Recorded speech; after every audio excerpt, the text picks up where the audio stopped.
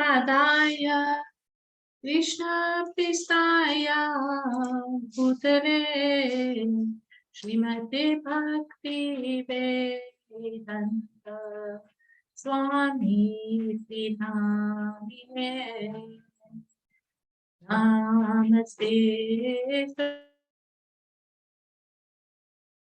Saraswati Devi Gaurani Pacharine Nirvisesha Dunyavadi Paschita Deshatharine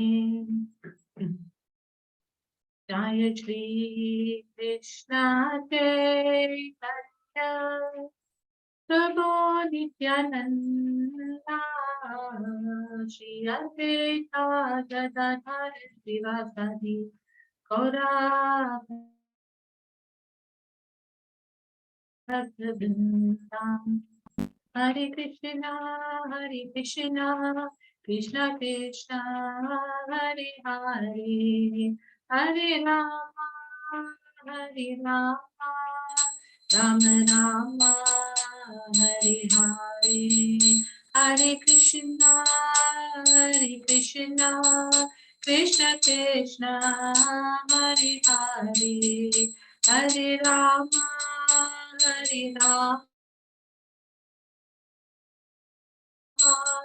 Rama Rama, Hare Hare. Jaya Radha, Radhanath Radha, Radhanath Radhe. Jaya Radha, Krishna Radha, Krishna Radhe. Jaya Jaya Prabhupada, Prabhupada, Prabhupada, Jaya Jaya Prabhupada. Prabhupada ki jai.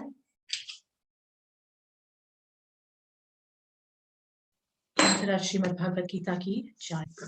Shri Damodar Mas ki jai. Shri Bhishma Panchaka ki jai. So I'm going to read the introduction prayer, and then Paramatma Prabhu, if you can please just read the English after that, immediately after that, right? Om Jnana Timirandasya Jnananjana Shalakaya Chakshurun Militam Yena Tasmai Shri Gurave Namaha Shri Chaitanya Manobhishtam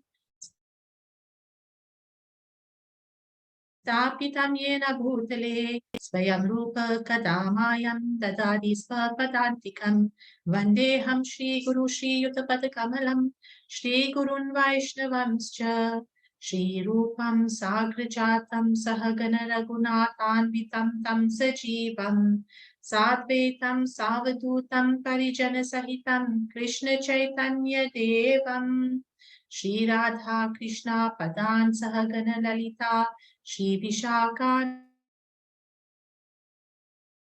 Vitamscha He Krishna Karuna Sindhu Dinabandhu Jagatpate Gopesha Gopika Kanta Radha Kanta Namostute Tapta Kanchana Gaurangi Radhe Vrinda Vrindeshwari Rishabhanu Sute Devi Pranamami Hari Priye Vanchakalpat Arubhyascha Kripa Sindhubhya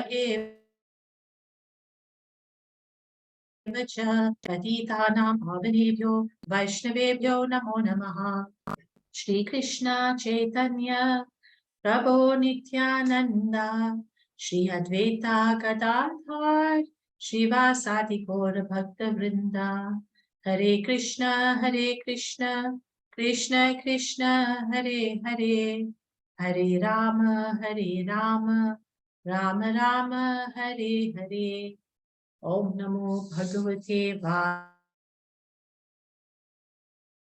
Vasudevaya Om Namo Bhagavate Vasudevaya Om Namo Bhagavate Vasudevaya. Paramatma Prabhu.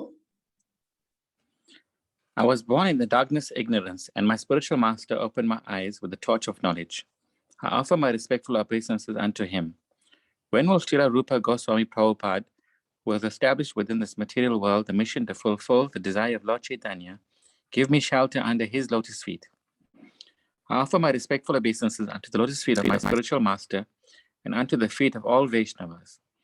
I offer my respectful obeisances unto the lotus feet of Srila Rupa Goswami, along with his elder brother, Sanatana Goswami, as well as Raghunath Dasa and Raghunatha Bhatta, Gopala Bhatta, and Srila Jiva Goswami. I offer my respectful obeisances to Lord Krishna Chaitanya and Lord Nityananda, along with Advaita Acharya, Gadadhara, Srivas, and other associates. I offer my respectful obeisances to Srimati Radharani and Sri Krishna, along with their associates, Sri Lalita and Vishaka.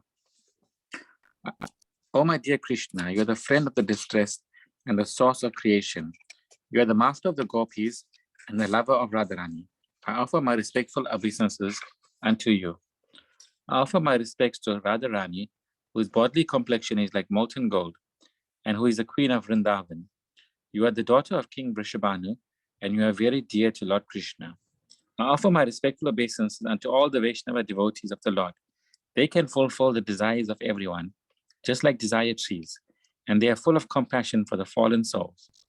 I offer my obeisances to Sri Krishna Chaitanya, Prabhu Nityananda, Sri Advaita, Gadadhar, Srivas, and all others in the line of devotion. Hare Krishna Maji, thank you. Hare Krishna Prabhu, thank you.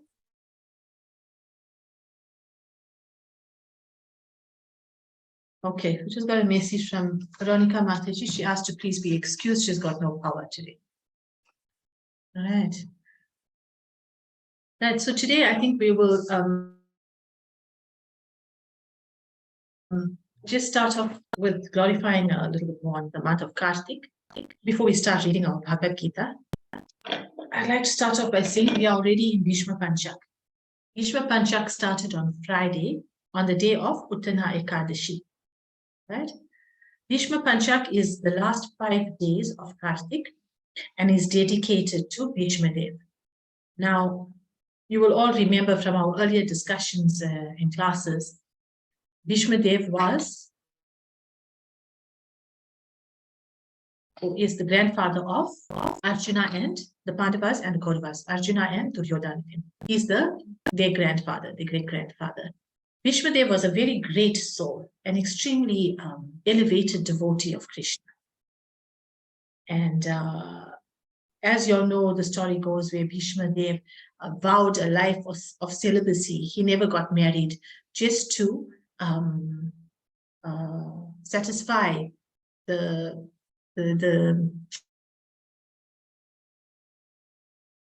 not the request, it wasn't a request of his father. His father wanted to marry a queen, but that future father-in-law of the king placed a lot of restrictions on this whole scenario. He said to Bhishma Dev's father that you can only marry my daughter on one condition that any children born of your marriage to my daughter, those children must be heirs to the throne and not your existing son Bhishma. So when Bhishma Dev, the king said, you know, he can't do this, so he'd rather not marry this princess, this lady that he met. And he goes back to the palace, and he was he looked very sad. And Bhishma Dev did some inquiries and realized that that was what was making his father sad. He went straight to the village of where this person whom his father wanted to marry, went straight to the village and approached this personality's father and vowed to that person that I shall never marry. He made such a big sacrifice just for the benefit of his father, for the happiness of his father. And then this, he was actually a fisherman, this person, whose daughter Bhishma Dev King Shantanu wanted to marry. So this fisherman said to Bhishma Dev, fine, you will, you know, you say that you won't, no. First, Bhishma Dev said that he will definitely not, he said initially, he said to the fisherman that, you know, he'll stand aside. He doesn't want to be king. He will never be crowned king. He will, that he should not fear, and he should definitely give his daughter's hand in marriage to the father. Then the fisherman said, but what if you get married and your children, you don't want to become king, but what if your children start fighting for that throne? And then Bhishma Dev said, then that's fine. If that's the case, if that's your fear and that's your worry, then I won't marry. And he vowed that entire life of celibacy. He made a very, very great sacrifice for the happiness of his father. Very selfless. And apart from that, Bhishma Dev was also the son of Ganga Devi, Mother Ganga. And furthermore, he was a great devotee of Krishna. Okay, so the last 5 days of Kartik is dedicated to Bhishma Dev because when the war was over, and we all know victory was awarded to the Pandavas, Arjun and his brothers at the end. When the war was over, Bhishma Dev was lying there on the battlefield, very ill, like almost going to lose his life. But Bhishma Dev was so powerful that he had the ability to choose when he wanted to leave his life. It was left entirely up to him, whether he wanted to leave today or tomorrow or in a few hours or in a few minutes. So Bhishma Dev signaled to Arjuna and those that were present, and he said that he wanted a pillow to rest his head because his head was uncomfortable. And others didn't understand him. And they were going to get some material means of comfort for his head. And then Arjuna looked and understood exactly what grandfather Bhishma wanted. Arjuna, the great archer, pulled out his bow and shot a whole lot of arrows and made a bed for Bhishma Dev and a pillow for his head of arrows. And Bhishma Dev lied there on their bed of arrows for the last 5 days of Kartik. And whilst lying on that bed for the last 5 days of Kartik, he preached. Krishna was also present there at that point. So he preached to Arjuna and his brothers and all those present. He preached codes and ethics of warfare, of how to run a country. He preached on dharma. Dharma is, religious principles. He preached on moksha, which means salvation. He preached spiritually. He preached spiritually as well. And he did that for a consecutive number of days, 5 days. And at the end, when he decided that he was ready to leave his body on that last day of Kartik, Krishna was very, very pleased with him. And Krishna said, Bhishma, you have done such lovely preaching, such righteous preaching. You have given this preaching from the day of Ekadasi to the day of Purnima. That means from the Ekadasi day right up to Purnima. Purnima meaning the last day, the full moon night of Kartik, the last night of Kartik. So these 5 days, I will dedicate in your memory. And anybody who fasts on these last 5 days of Kartik, they will get benefit very, very greatly. And also, Krishna said, whoever does not manage to do all the austerities during the entire month of Kartik, if they very faithfully observe this last 5 days of Kartik, they will also benefit very greatly. If they glorify Bhishma Dev and pray to Bhishma Dev also, their destination will be very favorable. So this last day, 5 days of Kartik is very, very important. Krishna himself has dedicated this last 5 days of Kartik to Bhishma Dev, and therefore it is called Bhishma Panchak. Panchak means 5, right? And also a lot of devotees, they do different kinds of sacrifices in this last 5 days. Some devotees choose to do Ekadasi fast in the last 5 days where they won't take grains. Some devotees just eat 1 meal a day or just 2 meals a day. Some will only eat khichdi, some will only eat fruit. Some will eat normal meals, but they do extra rounds of japa, or they will engage in extra devotional service. Some of them will distribute more books, just various kinds of things that you can do in this last 5 days. So if any of you didn't know about Bhishma Panchak, I'm sure all of you did, but if you didn't know about Bhishma Panchak and now that you've been enlightened, just dedicate more devotional service within this last few days that are left, because Kartik ends on Tuesday. And today is Sunday, so we've got tonight, we've got Monday and Tuesday. So, maybe you offer an extra lamp, share lamps, and pray to Bhishma Dev, being such a great personality, that he may bestow his mercy upon you. Because we said previously, many times previously, that Vaishnavas or devotees of the Lord are very merciful. and they can show you the pathway to them.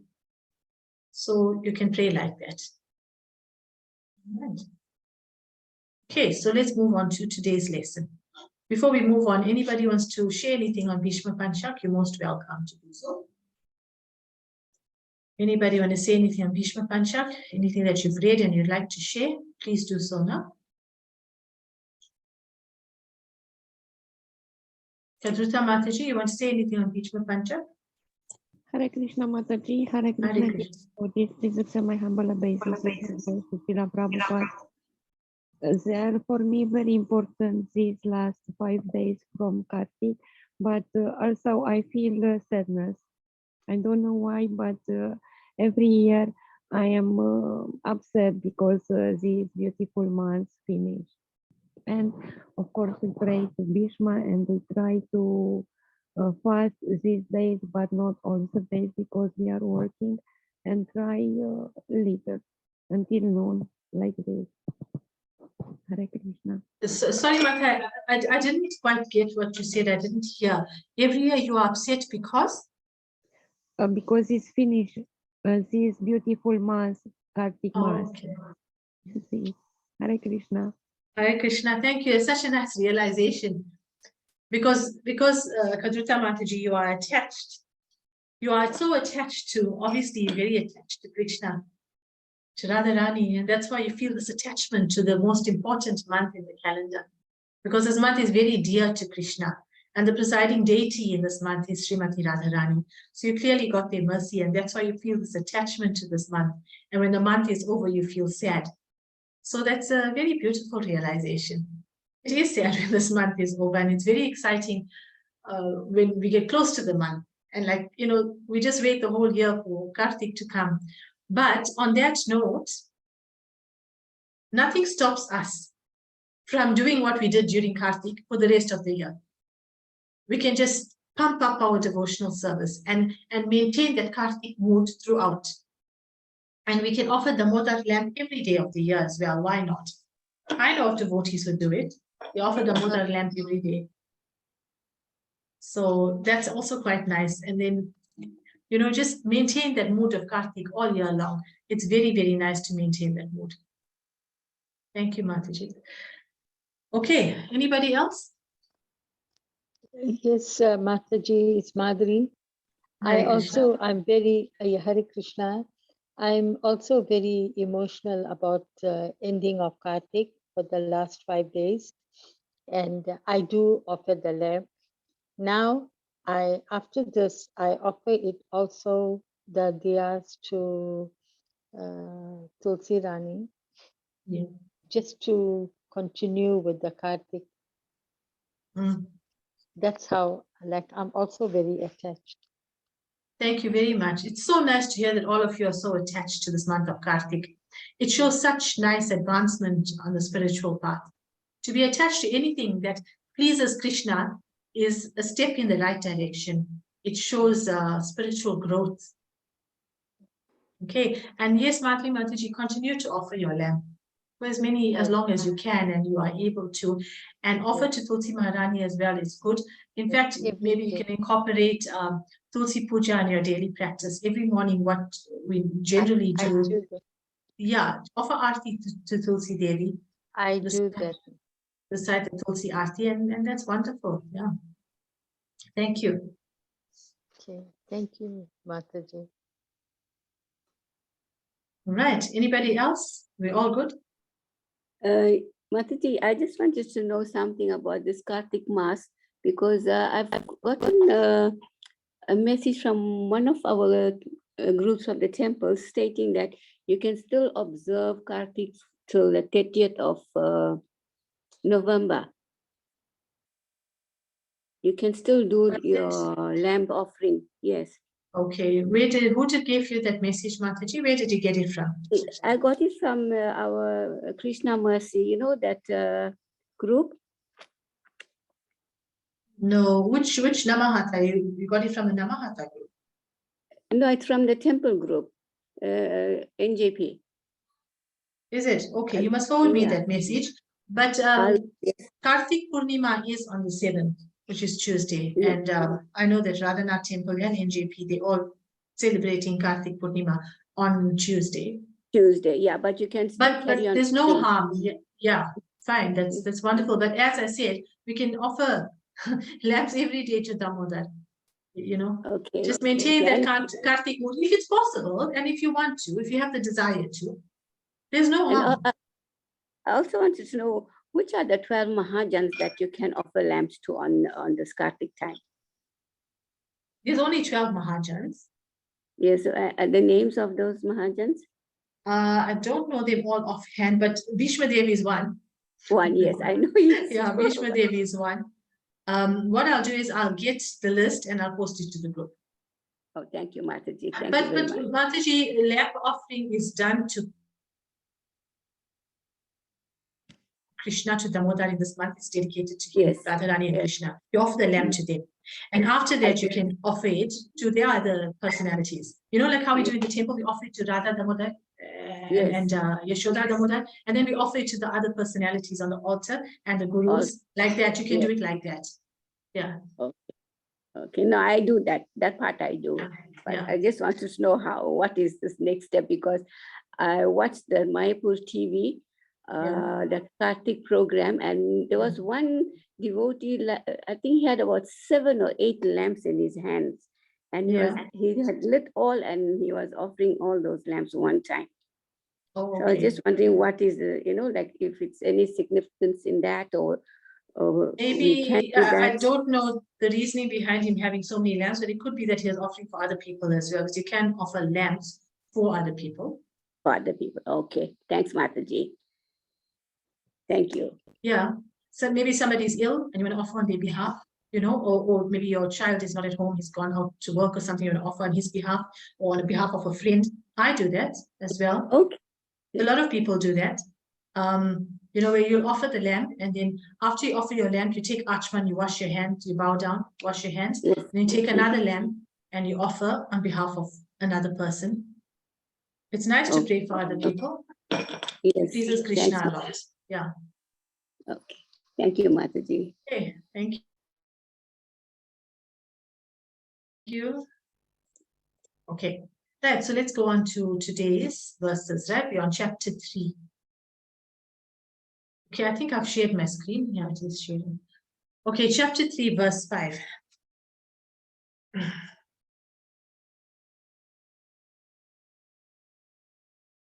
Hare Krishna, Krishna Krishna, Hare Hare, Hare Rama, Rama Rama, Hare Hare. Nahi kaschit kshanam api jatu tishtati akarmakrit karyate hi avashyaha karma sarvaha prakriti jai gunai. Hare Krishna, Krishna Krishna, Hare Hare, Hare Rama, Rama Rama, Hare Hare. Okay, who wants to read first today? Paramatma Prabhu, you want to start? Hare Krishna Mataji. Hare Krishna. Everyone is forced to act helplessly according to the qualities he has acquired from the modes of material nature. Therefore, no one can refrain from doing something, not even for a moment. Purport by His Divine Grace A.C. Bhaktivedanta Swami Prabhupada. It is not a question of embodied life, but it is the nature of the soul to be always active. Without the presence of the spirit soul, the material body cannot move. The body is only a dead vehicle to be worked by the spirit soul, which is always active and cannot stop even for a moment. As such, the spirit soul has to be engaged in the good work of Krishna consciousness. Otherwise, it will be engaged in occupations dictated by the illusionary energy. In contact with material energy, the spirit soul acquires material modes, and to purify the soul from such affinities, it is necessary to engage in the prescribed duties enjoined in the Sastras. But if the soul is engaged in his natural function of Krishna consciousness, whatever he is able to do is good for him. Srimad Bhagavatam 1.5.17 affirms this. Should I continue, Mataji, or get someone else to continue? No, it's fine. You can continue. I'm just moving the screen. Okay. Srimad Bhagavatam affirms this. Here we go. You can Then continue, there's some. Prabhu. If someone. Okay, if someone takes to Krishna consciousness, then even though he may not follow the prescribed duties in the sastras or execute the devotional service properly, and even though he may fall down from the standard, there is no loss or evil for him. But if he carries out all the injunctions for purification in the sastras, what does it avail him if he is not Krishna conscious? So the purificatory process is necessary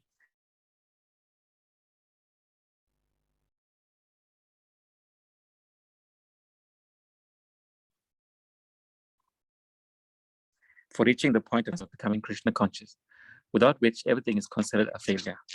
Thank you, Maji. Okay, thank you. Connection is not very clear today.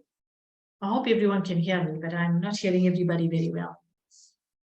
Okay, so here, remember now, at the beginning of this chapter, Arjuna was feeling confused again, and he said to Krishna that you want me to engage, you want to engage me in this ghastly warfare. But if you think that intelligence is better than fruitive work, why do you want to engage me as such? So Arjuna is thinking more now again on the lines of confusion, where he feels that it may actually not be necessary to engage in this warfare. Right?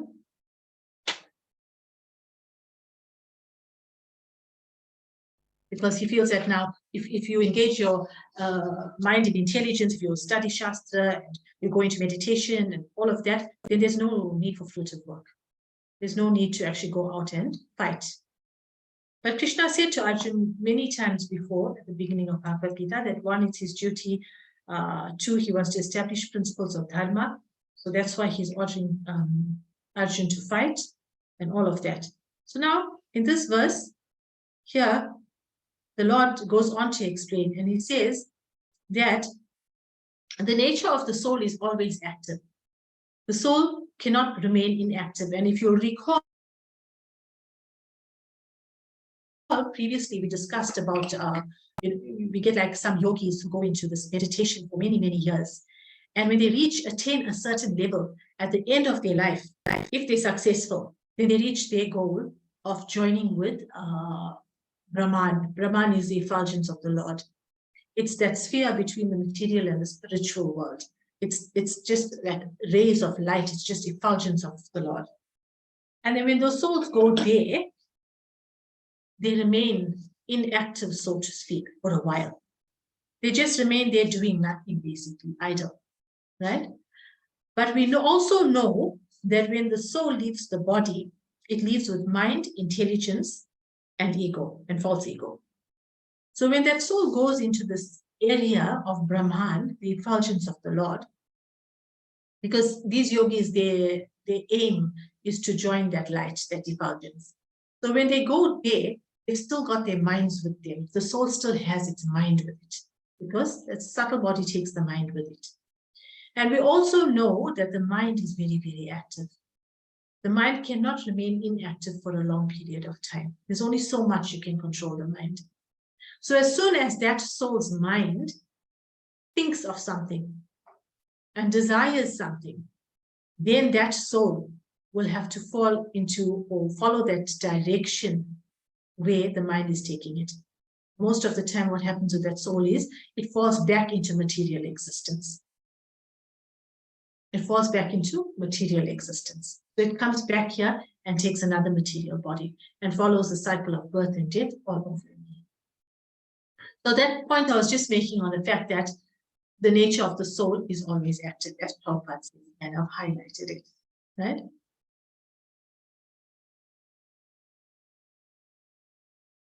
Now, Prabhupada goes on here to say that without the presence of the spirit soul, the material body cannot move.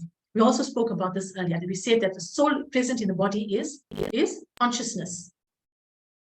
For soul present in the body is consciousness. It gives the body consciousness, whether it's an animal body or a plant body or a human body. If the soul is not present, then that entity is dead. It becomes matter. And then Prabhupada goes on here to say, in contact with material nature, material energy, the spirit soul acquires material modes. There are three material modes, right? What are the three material modes? You know the three material modes, right? Goodness, passionate, ignorance. Now we're going to explore this more later on in later chapters. So the material world is made up of these three modes. And the soul housed in this body comes in, the senses come into contact with these three material modes. And these three material modes influence it. And where you want to actually be placed, in which mode, whether be it ignorance, passion, or goodness, is all dependent on your sadhana, right? The way you practice. So here, to purify the soul from such affinities, it is necessary to engage in the prescribed duties enjoined in the Shastra. So whatever your duty is, you've got to do it in order to purify the soul from these modes of material nature.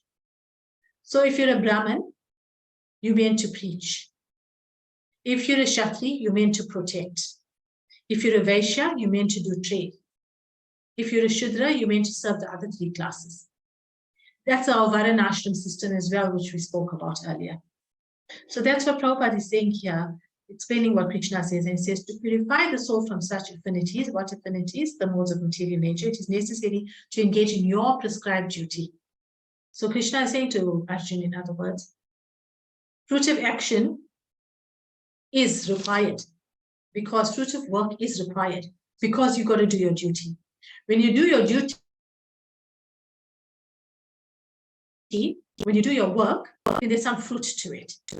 And then we're going to speak later on about the fruit of your actions as well. Krishna is going to speak about that as well, what you do with the fruit of your action. Right, and then Prabhupada explains further and says that if the soul is engaged in natural function of Krishna consciousness, see, the important word here, natural function, because our natural constitution is to serve the Supreme, serve our Creator. So therefore, Prabhupada very nicely chooses the words here. He says, a natural function of Krishna consciousness. If the soul is engaged in that, whatever he is able to do is good for him. So you can be situated in the class of trade, being a Vaishya. But if you awaken your dormant love for Krishna, your natural love for Krishna, and you're situated in Krishna consciousness, then whatever work you are doing as a Vaishya, as a businessman, you will offer it to Krishna. That is called Krishna consciousness. And there's a quotation from Srimad Bhagavatam here, 1.5.17, where this point is elaborated upon, and we just read it, right? So when we do all these activities that we are meant to do, our duties, following Shastra, we do all our duties. Prabhupada says here, it serves as a purificatory process. And that purificatory process is necessary for reaching the point of Krishna consciousness. So you can't abandon your duty. And that's what Krishna is telling Arjuna here. Arjuna is asking, about the fruit of work. And he says, but Krishna, you said, intelligence is better. So why must I engage in this fruit of work? And then Krishna says, explaining like this. Okay. And also here as well, therefore, sannyas or purification process is to help reach the ultimate goal of becoming Krishna consciousness, without which everything is considered a failure. So if you're not Krishna conscious, if you're not God conscious, then everything else is a failure. You'll then be doing your work on a very mundane level. You'll be doing your work thinking that that's the ultimate goal. Like some people got no sight or no vision of God consciousness. And they say, we live once, let's just live our life to the maximum. Let us make merry, let us be happy. Live only once. But they're wrong, because they don't only live once. They die and they come back and they live again. And it's happened to them in the past. And it's going to continue happening if they don't break the cycle of birth and death. If they do not do their duties, as Krishna is saying here, which is a purificatory process, which is necessary for Krishna consciousness. They don't follow that and then become Krishna conscious and offer the results to Krishna and dovetail all the actions to Krishna. They don't reach a level of God consciousness, then everything else is a failure. And they will keep falling into this cycle of material birth and death. Okay, let's go to verse 3:6 now. Who wants to read first? Kadruta Mataji, you want to read this verse? Hare Krishna. Hare Krishna, Hare Krishna, Krishna Krishna, Hare Hare, Hare Rama, Rama Rama, Hare Hare. Karmendriyani samyami, ya astem manasa smaran, indriyartam vimudatma, nidyacharaha sauchate. One who restrains the senses of action, but whose mind dwells on sense objects, certainly deludes himself and is called a pretender. Purport. There are many pretenders who refuse to work in Krishna consciousness but make a show of meditation while actually dwelling within the mind upon sense enjoyment. Such pretenders may also speak on dry philosophy in order to bluff sophisticated followers. But according to this verse, they are the greatest cheaters. For sense enjoyment, one can act in any capacity of the social order, but if one follow the rules and regulation of his particular status, he can make gradual progress in purifying his existence. But he who makes a show of being a yogi while actually searching for the object of sense gratification must be called the greatest cheater, even though he sometimes speaks of philosophy.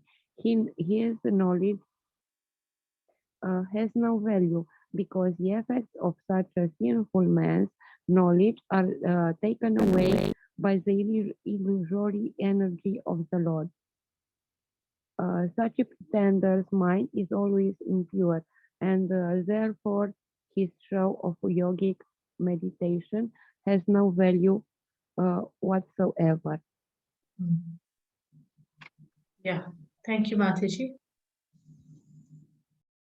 Right, so Krishna is going on to say here, Arjun, what Krishna is getting at here is that saying, Arjuna, you do your fruitive work, you perform your action, in other words, because it's your duty.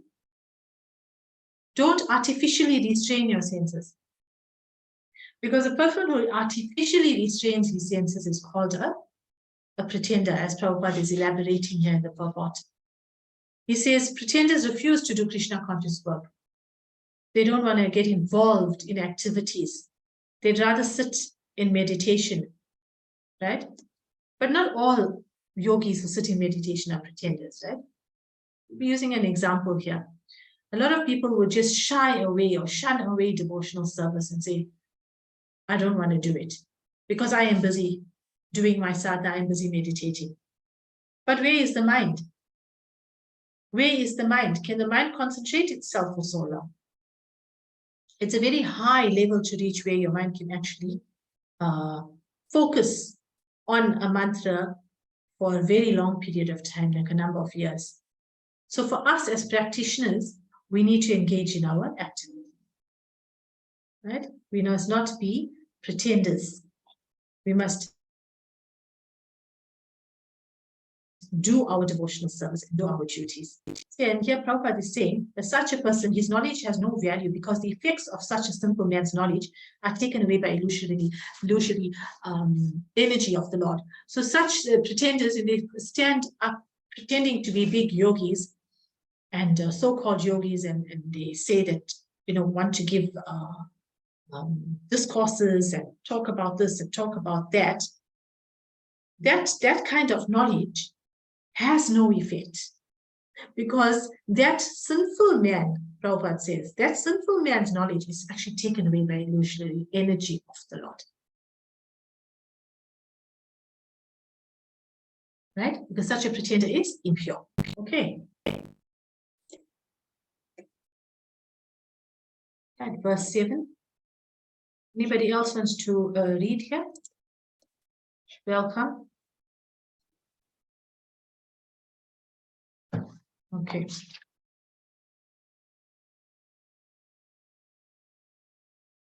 Yasve indriyani manasa niyam yar bhate arjuna karmendriyani karma yogam ashaktaha sa vishishyate.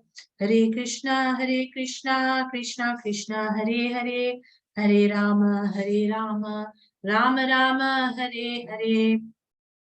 So here, Krishna is saying, on the other hand, if a sincere person tries to control the active senses by the mind and begins karma yoga in Krishna consciousness without attachment, he is far superior. So, okay, let's read the purport before I say anything. Instead of becoming a pseudo-transcendentalist for the sake of wanton living and sense enjoyment, it is far better to remain in one's own business and execute the purpose of life, which is to get free from material bondage and enter into the kingdom of God. The prime svartagati, or goal of self-interest, is to reach Vishnu, or God. Right? The whole institution of Varan and Ashram is designed to help us to reach this goal of life. A householder can also reach this destination by regulated service in Krishna consciousness. For self-realization, one can live a controlled life as prescribed in Shastras and continue carrying out his business without attachment, and in this way make progress. A sincere person who follows this method is far better situated than a false pretender who adopts show-bottle spiritualism to cheat innocent people. A sincere sweeper in the street is far better than the charlatan meditator who meditates only for the sake of making a living. So here Prabhupada is talking about people who pretend to be gurus and they just try to make money out of the whole thing. Come to me, I am a great guru and I'm this big yogi. I sit and I meditate for such long periods of time. If you come to me, I can see the future for you. I can give you very good advice that will help you get over all your obstacles. But when you go to these so-called gurus, what do they want first? Most of them, what they ask you for first. They have a big donation box there, right? They want some money for it. They want some money for it. So it becomes like a business activity. And he is not engaging himself in devotional service. He's not offering his daily activities to Krishna. He's not engaged in devotional service. He's not doing anything else for devotional service. He's pretending as though he sits for in meditation for a number of whatever months, and then he calls on people, and innocent people go and get cheated. Okay. So let's just discuss this point. Action in Krishna consciousness and devotional service is inaction. What does anybody understand by this? This first point. If we say action in Krishna consciousness is actually inaction, what are we talking about? Come, please, let's hear from someone. Paramatma Prabhu? What will this mean? Yeah. I think it means there's no karma for that. Yes, why? It's neutral because it's in Krishna consciousness. When does it become karma-free? Anything in devotional service. Yes, but a little bit more than that. Like if say, let's take an example, right? Today I made a garland for Krishna. Right? Yeah. That's an action I performed, right? I physically did something. I'm not sitting inactive. I performed an action. But I'm going to say to Paramatma Prabhu, it's inaction. And you're going to say, yes, Mataji, it's inaction because you did devotional service. But what was Sarvanga Sundari's mood in doing this garland? It's also important, right? Isn't it? So if I do this devotional service on making the garland, for example, right? And I take this thing and I post it all over Facebook. post it on all social media, and I will tell everybody, look at this garment that I've made. I made it for Krishna. Who made it? Me. I. Then what happens to that action? I become attached to it, right? Because I'm saying, I did it. I did it. So now I'm not taking that action and offering it to Krishna. I'm not saying, oh, Krishna, I made this. This garland was made today by me. Only due to your causeless mercy, because you bestowed your mercy upon me, because your devotees were so merciful and gave me a chance to do this devotional service. This garland got made. And Krishna, you are the ability in man. You have given me the ability to make this garland. Isn't it? Then what I'm doing now, I am abandoning the fruit of that action. I'm not saying it's mine. I'm now giving the credit to Krishna. I'm giving the credit to his devotees and to him.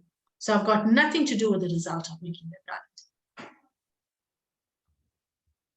And I'm not saying it's wrong to post pictures of a beautiful garland that you've made, right? Because then you're giving people a chance to take darshan of an offering that was made to the Lord. You are giving people a chance to take darshan of the deities. And what I'm saying is, don't take credit for it. Know and understand that the action that you are doing, you have nothing to do with the fruits. Then it becomes inaction. You sacrifice the fruit. Don't be attached to what reward you're going to get for it. Well done, Mataji. You're the best garland maker. We don't want to hear things like that, right? We've got to sacrifice the fruit. So if you go, for example, let's take a very simple, plain day-to-day example, right? Something that affects us personally. Can anybody think of something? You're working, you go to work every day, and you're working to get some reward at the end of the month. That reward is coming into your bank account in the form of money, right? Now you can become attached to that money. You say, it's my money, it's my hard work, I worked for it. But if you take that money, and then now you start engaging it in Krishna's services, then you are giving up the fruit of that action of your work. Make sense? Right, and then on the other hand, we speak of forceful restraining of the senses without any action, without any devotional service. So you get people who sit now and only meditate. They don't want to do anything else. They don't want to perform their duty. You get a householder who says, I've had enough now of household life. I'm skipping this ashram totally. But this householder, I'm taking an example now, right? But if this householder still has duty towards his young wife and young children, and he sacrifices those duties and says, I'm giving it up now. I'm going to go and sit in an ashram. I'm going to meditate there for the rest of my life. Then that is called action. Because firstly, it's wrong to abandon your duty, because this whole Bhagavad Gita is based on duty as well. Krishna still starts on this chapter, he's saying to Arjuna that he's got to do his duty. He speaks of work here, right? Work in Arjuna's case being fighting the war. So firstly, it's wrong. You cannot abandon your ashram or your duty and go and do something else. Suddenly skip from grihastha into sannyas. You can't do that. You've got to finish the duty that you have brought upon yourself in form of karma first. You've got to go step by step. Remember, we spoke about brahmachari, householders, grihastha life, and then we spoke about vanapasta, where you slowly wean off and then you go into sannyas, complete renunciation. Unless you go from brahmachari, and you totally want to give up the other two ashrams in between and remain brahmachari until such time that you take sannyas, that's a different case. But you can't now from brahmachari to householder and before prematurely leave your ashram, like run away from your duty. Like Arjuna wanted to run away from the battlefield. Remember at the beginning in chapter 2, he put down his bow and he said to Krishna, I'd rather go into the forest and meditate, it's better than having a blood-stained kingdom. You remember that? And Krishna was totally disagreed with that and said, you cannot do that, Arjuna. You are in this ashram of Kshatriya, you're a householder, you're a prince. You've got to fight for what is yours. Okay, so firstly, that is wrong. You can't just abandon your duty and run away.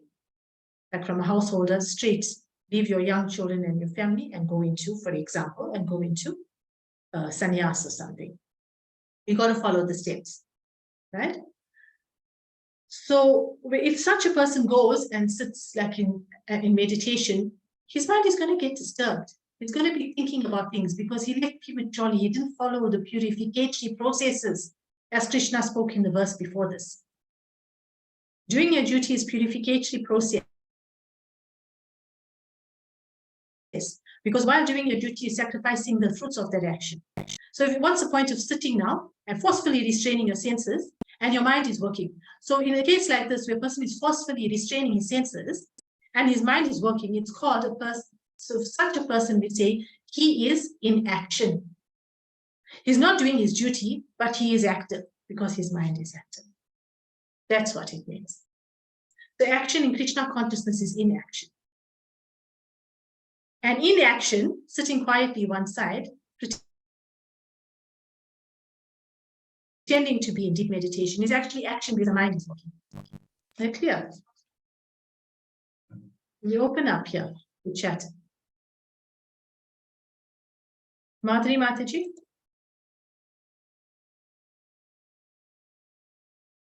I'm unmuting you, Madhuri Mataji. Okay. Yes, Mataji. Yes. Well, what do you think on this action and inaction? You got what we say. The action is like karma yoga, isn't it? The work that we do. Yeah. We got to do yoga. Yeah. Isn't it the duties of a karma yogi? Yes. Am I So wrong? Yeah. And yeah, we mustn't show off about what we do for Krishna. Yes, as well. And inaction would be where you falsely give up your duties, but your mind is active. Right? Yes. Okay. We can't concentrate, yeah. We can't concentrate because we're showing off, yeah. Yeah. Yeah. Okay, anybody else? Adruta Mataji? Hare Krishna. If the mind is active, we can be inactive. Of course, we are acting to serve our sense. We are engaged in our sense gratification, but we can be active in Krishna consciousness, in loving devotional service, and we can engage our senses in action for Krishna consciousness. And if we are enough engaged and we are fixed in Krishna consciousness, we can be inactive during meditation, but meditation like japa, no any kind of inactivity. This I understand from the purpose. Hare Krishna. Okay, thank you, Mataji. Okay, so everyone's clear on that, eh? Action and inaction. Right, so we're on verse 8 now, but I think we'll have to stop here. We've got Nishinga Devanand to do it. If anybody else wants to say anything, it was actually the last verse. Read it quickly. Maybe we can read it, right?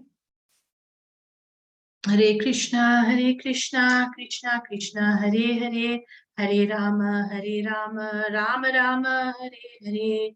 Nityatam kuru karma tvam karma yajay, karma jayo hi akarmanaha, sharira yatrapi chate, na prasiddhetyaha karmanaha.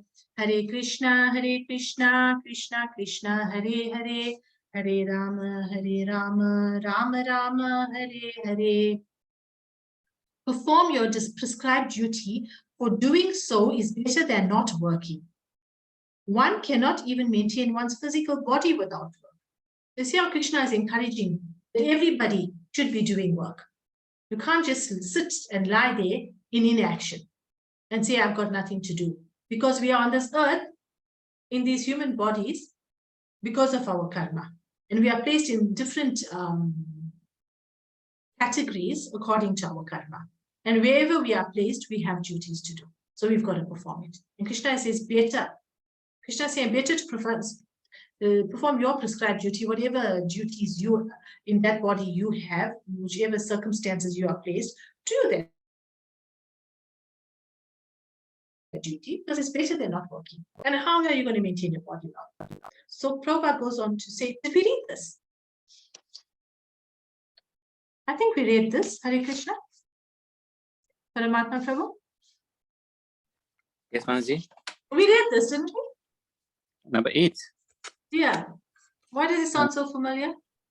Did we read it? See, now I'm going to see who's paying attention. I don't know. Okay, let's read the purport. Krishna did it for a reason, if we read it. So let's read the purport. So there are many pseudo-meditators who misinterpret themselves as belonging to high parentage and great professional men who falsely pose that they have sacrificed everything for the sake of advancement in spiritual life. Now, Lord Krishna did not want Arjuna to become a pretender. Rather, the Lord desired that Arjuna perform his prescribed duties and set forth for a Kshatriya, as we explained previously, right? Arjuna was a householder and a military general, and therefore it was better for him to remain as such and perform his religious duties as prescribed for the householder, Kshatriya. Such activities gradually cleanse the heart of a mundane man and free him from material contamination. So-called renunciation for the purpose of maintenance is never approved by the Lord, nor by any religious scripture. After all, one who has to maintain one's body and soul together by some work should not be given up capriciously without purification of materialistic propensities. Anyone who in this material world is certainly possessed of the impure propensity for lording it off over material nature, or in other words, for sense gratification. Such polluted propensities have to be cleared. Without doing so, through prescribed duties, one should never attempt to become a so-called transcendentalist, renouncing work and living at the cost of others. You see, we just discussed this just now. I gave you all an example of a householder. He can't just leave and run away and say, leave his young family and run away and say, right now I'm renouncing everything, I'm going to sit in meditation. Because it is not supported by Krishna. It says here, you have to do your duty. And that's going to purify your heart of mundane activities. Okay, it's a purificatory process. And as you do your duty, you will offer the results as you go along. Because Krishna says, Prabhupada says here, one should never attempt to become a so-called transcendentalist, a pretender, renouncing work and living at cost of others. You cannot impose your duty upon somebody else, isn't it? You've got to keep body and soul together, says here in the purport. We've got to look after these bodies to the extent that we must understand that the body is a vehicle. The body is carrying the soul. It's carrying the soul on a journey from this material world through to the spiritual world. The soul is seated in this body and it moves. The body changes from boyhood to youth to old age, isn't it? And then it dwindles and dies. That verse we've already done earlier on. So the soul is still in that body, but through all these changes of the body, we've got the intelligence as humans to look after the body to the extent that we've got to keep it strong enough for God realization, or spiritual realization. Okay.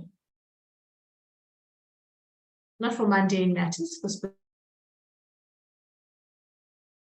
spiritual realization. And therefore, we've got to work. If you're householders, we've got to go to work. You cannot renounce that work and say, now, just leave it to this person and that person and every other person at the cost of others. Prabhupada is saying, can't do that. Because then you're not doing your duty. And not to do your duty is sinful. Krishna said to Arjuna, you don't do your duty as a Kshatriya, then you're going to incur sin. You won't be incurring sin by killing those people on the battlefield because your duty is to kill them. They miscreants, and I want them out. And your duty is to kill them because they took away something that belonged to you in a incorrect manner, in an unfair manner. And because you're a Kshatri, you have to fight for what is yours. Kshatris are meant to do that.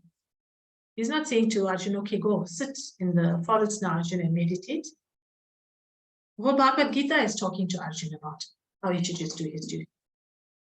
And then later on, how we're going to offer our actions to and make it a karma. Right. Okay, thank you, dear devotees. We're going to stop here. So, proceed now to Nrsingadev's pranams. Anybody want to lead pranams today?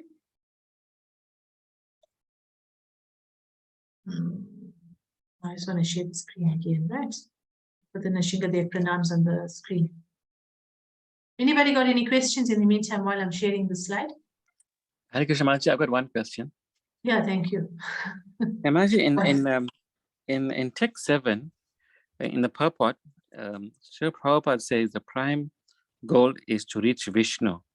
So if we say Vishnu, will we go to the Vishnu planets, or is it the same as Golok Vrindavan? It's not the same. Vishnu is God, yes. He's an expansion of Krishna. Prabhupada uses Vishnu. We should not see any difference. We know that Vishnu is Bhagwan as well. But the planet that you reach, or the destination that you reach, is dependent upon your sadhana and your worship, the way you worship. So if you say you pray to Krishna in the form of Vishnu, and when we pray to Vishnu, we pray to him in awe and reverence. Anybody serving in the Lord Vishnu's planet, in the Vaikuntha planets, they assume the four-armed form of Vishnu. They look just like Vishnu, but they are not Vishnu, right? And they've got to serve him in awe and reverence. They cannot have a friendly relationship with him, or a motherly parental relationship, or conjugal relationship. They only have one relationship with him, that of a servant. So you'll reach that planet if you practice that mode of service here. Because then the chances of you remembering Bhagavan in the form of Vishnu will be greater at the time of leaving your body. And if you think and focus on Vishnu at the time of leaving your body, then you'll reach Vaikuntha planet. See, one verse in here as well, Krishna says, if you worship the demigods, you go to the demigods. If you worship the ancestors, you go to the ancestors. If you worship the ghosts and demons, you go to that planet. If you worship me, you come to me. Yes, worship Krishna, worship Vishnu, it's the same, it's God. But it's a different type of us. It's a different type of relationship, depending on what your heart wants, what your heart desires. Not wrong. There's no right and wrong here. You worship Vishnu, you're worshiping God. But it depends on your mood of worship, your mood of service. What attachment you have, what type of form of the Lord you are attached to. Nrsingadev, there's a Nrsingadev planet in the spiritual world as well. Remember, we projected that diagram of the different planetary systems, and then we go to the spiritual planet, and I said there's a spiritual worlds are made up of Nrsingadev's planets, Lord Ramchandra's planets, Lord Chaitanya's, and then you get Goloka Vrindavan, Krishna's original form, which is the highest abode. Remember, we spoke about that.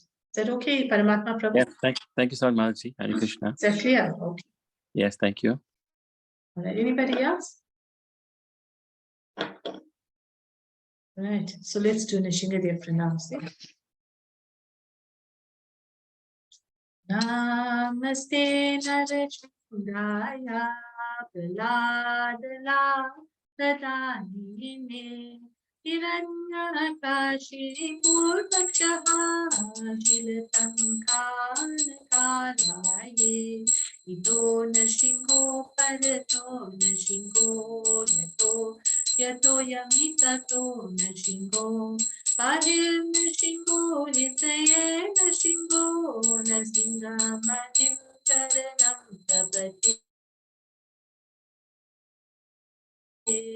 Tavakara Kamalavane Rakam Madhuta Singam Lalita Hiranyakashipu Tanu Bingam Keshavadritana Harirupa Jaya Jagadesh Hare Jai Jagavita Hare, Jai Jagavita Hare, Jai Nrsimhadev, Nrsimhadev, Nrsimhadev,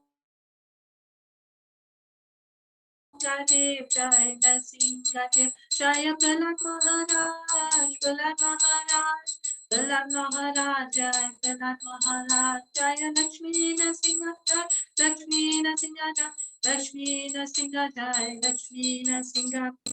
Jaya Radha Damodara Radha Damodara Radhe, Jaya Radha Damodara Radha Damodara Radhe, Jaya Jaya Prabhupada Prabhupada Prabhupada, Jaya Jaya Prabhupada.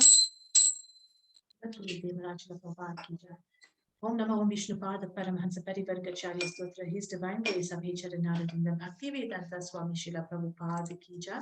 Namo Om Vishnupada Paramhansa Parivargacharya Stotra, Srila Bhakti Siddhanta Saraswati Thakur Maharaj Srila Prabhupada Ki Jai. Namacharya Srila Haridas Thakur Ki Jai. Jai Shri Krishna Chaitanya Prabhu Nityananda Shri Advaita Gadadhar Shri Vasadi Gaur Bhatta Vrinda Ki Jai. Shri Shri Radha Krishna Gopa Gopinath Shyam Kund Radha Kundi Giri Govardhan Ki Jai. Vrindavan धाम, मथुरा धाम, मायापुर, जगन्नाथपुरी, पंढरपुर, अरवल, कुरुक्षेत्र, अयोध्या, द्वारिका धाम की जय। श्री गंगा माई की जय, यमुना माई की जय, भक्ति देवी तुलसी देवी महारानी की जय, सामवेद भक्त वृंद की जय, अनंत कोटि वैष्णव वृंद की जय, नीताय गौरा प्रेमानंदी हरि हरि बोल। श्री कार्तिक मास की जय, श्री दामोदर मास की जय, श्री भीष्म पंचक की जय, श्री राधा दामोदर की जय, श्री यशोदा दामोदर की जय।